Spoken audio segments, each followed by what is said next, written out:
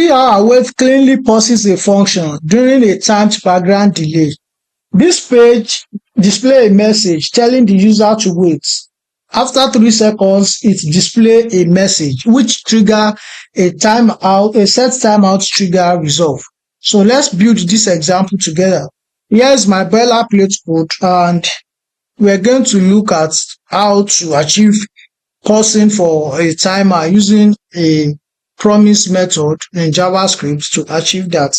So let's start by making an async function and then using await on the other end to receive the value after the process has completed, and then pass it to our HTML to display on the screen.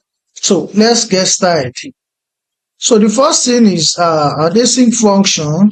We call the async keyword and function keyword, and then I want to call our function name my display. So now that I have my async function, I need logic to be placed inside of it. Now, the first thing I want to do is that I want to make a variable and call it my promise. So inside this promise, I'm going to pass a promise constructor, which takes in a function and then a resolved argument. And inside it now, what else do I need to do? Well, for my page to be able to wait for 3000 milliseconds, which is equivalent to 3 seconds, then I need a logic to handle that where I can actually set the time. And JavaScript provides a method to achieve that, which is called a set timeout method. So I'll call that set timeout method and use it, set timeout. Then inside set timeout method, I need to pass in function as well as resolve.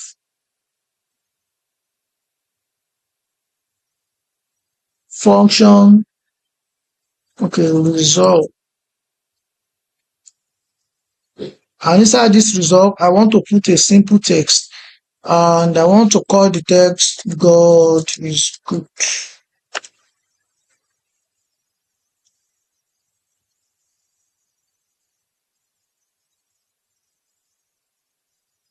Now I just did that. I just passed in the text. Now one more thing is that I would like to pass in something else, which is the time, and that is this 3000 milliseconds. So I will pass it in, and then I want to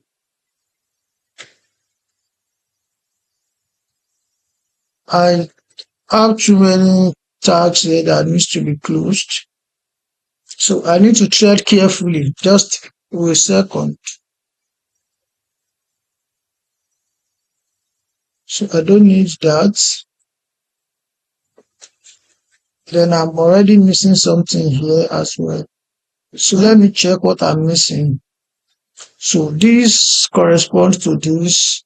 What I have here corresponds to what I have here. And then there's another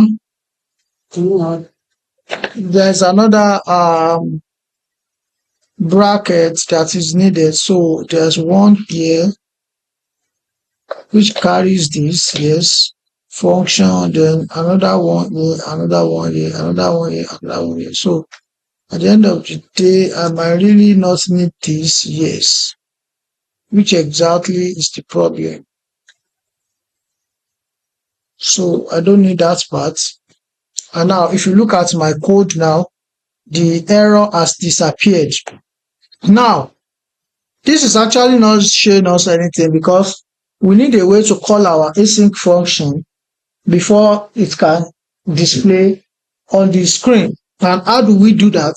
That means we need an await in order to receive the value after the code has run, and then give us that value, which is going to now be passed to our HTML to display the result on the screen. Now, what you basically have here is a promise, which is here, a promise wrap a 3000 milliseconds set timeout countdown. So this serves as a as a countdown. And the thing is, when you use await with a timer, you are telling the function to freeze on that line. So what am I talking about? So I am talking about this document.getElement by ID.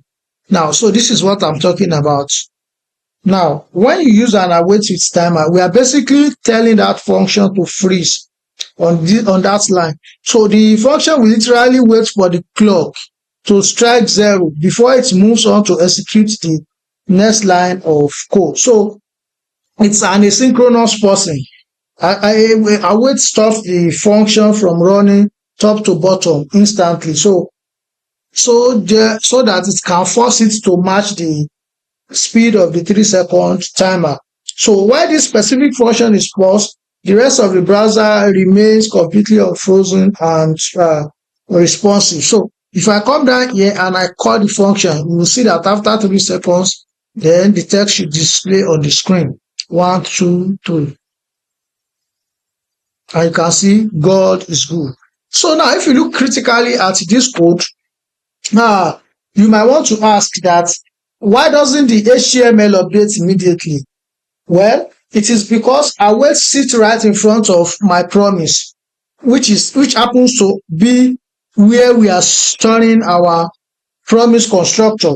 So instead, we write await my promise instead of my promise. And so the code pauses on this exact line for 3 seconds. So once the timer finishes and call resolve that we have inside this line, so the line wakes up, grab the text, and instantly updates the DOM. And that is why we are seeing this text after 3 seconds. So with async and await, you can actually pause a timer or pause an execution for a number of seconds before they are finally sent to the DOM and then display on the screen.